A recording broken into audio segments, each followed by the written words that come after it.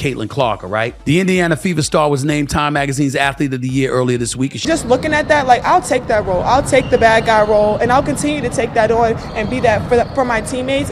I've seen so much. I've been attacked so many times. Death threats. I've been sexualized. I've been threatened. I've been so many things, and I've stood strong every single time. The Caitlin Clark and Angel Reese rivalry has been around for a while. Their intense battles on the basketball court started in college and continued when they entered the WNBA. The moment finally came when the Indiana Fever faced the Chicago Sky in a game that would prove just how deep their competition ran. But before that, let's go back to the time when this all began. Their history went back to their NCAA days. Clark was the star of Iowa, a player known for her deep three-pointers and ability to take over games. Reese led LSU with power, rebounding dominance, and an unmatched competitive fire. Bryant cannot. Angel Reese with 4 to shoot. Poole going for the dagger. You bet!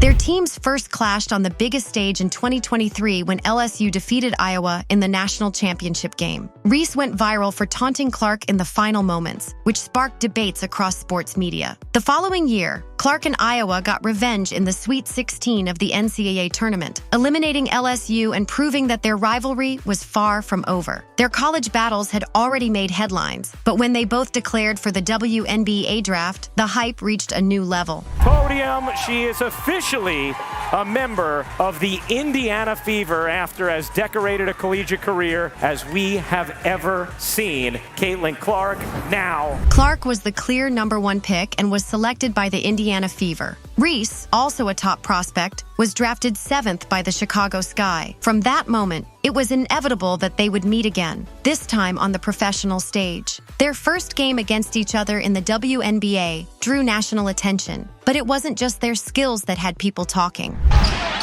Mabry doubled off to Carter. Her jumper is good. Kennedy Carter now with 12 points off the bench. A controversial moment involving Kennedy Carter, a teammate of Reese, added more fuel to the fire. Carter shoved Clark aggressively on an inbound play, knocking her off balance for no clear reason. Instead of reacting, Clark stayed composed, but the moment was impossible to ignore. Reese clapped in what seemed like approval of Carter's action. Analysts immediately debated the moment. Some felt Clark was unfairly targeted, while others believed it was just part of the game. The discussion exploded on social media, with fans picking sides. Clark and the Fever won that game 71-70 in a tight contest, but everyone knew this was just the beginning. 2 weeks later, the Fever and Sky met again, and this time, Reese was not on the bench. She was on the court, ready to take the battle directly to Clark. Side and flips it in. Angel Reese attacking Melissa Smith again. A locked-in face. Locked-in face. Clark a deep three. You bet! The second matchup had even more tension. From the opening tip, Clark played with confidence. She controlled the pace, hitting deep threes and making smart passes. Aaliyah Boston, her Fever teammate, set strong screens to give her space to operate. Clark's court vision was on full display as she found open teammates and attacked the basket when needed. Reese was just as determined. She played aggressive defense, fought for rebounds, and made her presence felt. At one point, she committed a hard foul, hitting Clark across the head while trying to block a shot. The referees immediately stopped play and went to review the incident. I feel like I'm just at the point where you accept it and don't retaliate. Just let them hit you, be what it is. Don't let it get inside your head and know it's coming. I think at this point, I know I'm going to take a... The crowd waited as officials checked the footage. Was it a flagrant foul? Was Reese intentionally trying to send a message? The referees eventually ruled it a common foul, but the moment only added to the already intense rivalry. Clark responded differently this time. Instead of brushing off the physical play, she turned up her intensity. She became more aggressive, driving to the hoop with force, making tough layups, and confidently sinking long jumpers. She was not going to let anyone push her around. Reese embraced the battle. She played with fire, trash-talked after big plays, and made it clear she was not intimidated by Clark's rising star power. The two went back and forth, each making key plays to keep their teams in the game. Every possession felt like a heavyweight fight. As the game neared its end, the tension reached its peak. Clark drilled a deep three-pointer with a defender in her face, sending the Fever fans into a frenzy. But Reese answered back, scoring in the paint and flexing her muscles after the basket. It was a game of pure competition, and neither player wanted to back down. With less than a minute left, the score was tied. Clark dribbled up the court, looking for an opening. She pulled up from beyond the arc and sank a clutch three. The Fever had taken the lead, but the game was not over yet. The Sky had one last chance. Reese positioned herself in the post, calling for the ball. She powered her way to the basket and got a shot off, but it rolled off the rim. The Fever secured the rebound, and time ran out. Directing traffic. Boston stuck on an island, will take, and hit from three. It's a one-point game. What a shot. After the game, both players addressed the media. Clark kept her answers professional, focusing on the team's effort. Reese, however, made it clear that this was just the beginning. She didn't shy away from the rivalry and made it known that she and the Sky would be ready for the next game. Basketball, you never would think that we talk about women's basketball. People are pulling up to games. We got celebrities coming to games, sold out arenas, like just because of one single game. The Clark-Reese rivalry was now one of the most talked about stories in sports. Their college battles had been thrilling, but their professional duels were taking things to another level. Caitlin Clark started the game strong by making her first 3 field goals. She finished the first quarter with 7 points, showing her ability to score and play defense. She was not just focused on putting points on the board, she was also helping her teammates get open shots. Her passing created good opportunities for them, making the team play better as a whole. It was clear that she was not only a great scorer, but also a playmaker. As the game progressed, things became more intense. Late in the third quarter, Angel Reese decided to step up her aggression. Clark was driving to the basket when Reese came from behind trying to block the shot. At first glance, it looked like she was going for the ball. Well, I believe to Angel Reese. Yep, across the head, and they will go to the monitor to review this one.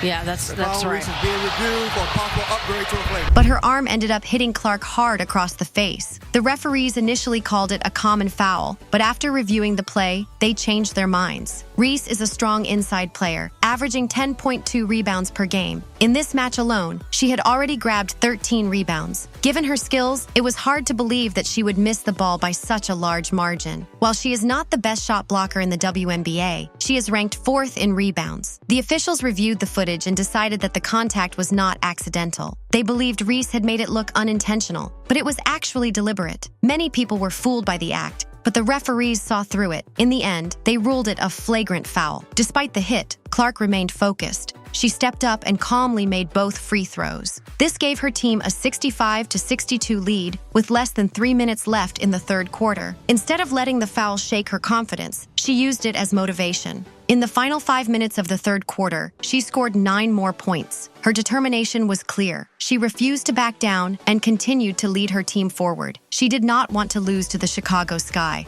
especially not after getting hit by Reese. Clark also worked on her defense. Many had criticized her rookie season, saying she was being targeted by opposing teams, but she was ready to prove them wrong. With under 6 minutes left in the game, Marina Mabre, the top scorer for the Chicago Sky, tried to get past her. Camila Cardoso set a screen, but Clark did not take the easy way out. Instead of going under the screen, she fought through it. She caught up with Mabry and blocked what would have been an open three-pointer. Not stopping there, Clark quickly grabbed the loose ball and transitioned to offense. She ran a perfect pick and roll with Aaliyah Boston. With a precise pass, she set Boston up for an easy layup. This play showed that Clark was not just about scoring. She could also make smart plays to help her team win. Then came the moment that sealed the victory. Clark caught a pass while on the move. She dribbled around a screen set by Boston and, without hesitation, pulled up for a deep three-pointer. As the ball soared through the air, she confidently held her follow-through. When it snapped through the net, the crowd exploded. That shot put the Fever ahead by 7 points, with only 3 minutes left. Clark turned to the fans, her roar blending with theirs in celebration. It was a defining moment. It showed her ability to rise under pressure and find her rhythm when it mattered most. Well, 2 meetings down between the Sky and the Fever this year, and the Fever have taken both of them. A 1-point victory on June 1st.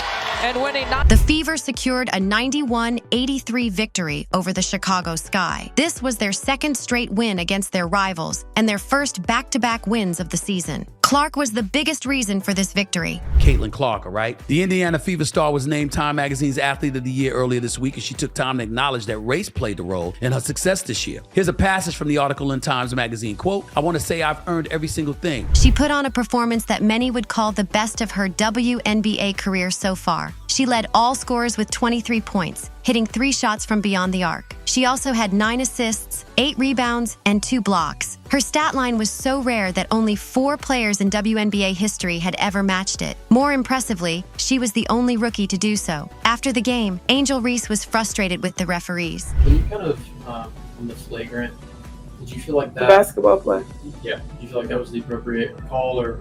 It's a basketball play. I can't control the refs. They affected the game obviously a lot tonight. So she disagreed with their decision to call her foul on Clark a flagrant foul. She felt that the officials had too much influence on the game. In her words, "I can't control the refs. They affected the game a lot tonight." First, let me clarify something. Angel Reese should not be suspended for that foul. Let me dispute that wild notion that has been circulating on social media. Angel Reese should not be suspended for that foul. It was a basketball play. This was not the first time Reese had been involved in controversy. Earlier in the month, during a game against the New York Liberty, she was ejected after receiving 2 technical fouls. However, the WNBA later overturned the second technical, admitting that she should not have been ejected. This pattern of incidents suggested that Reese was developing a reputation for being involved in heated moments.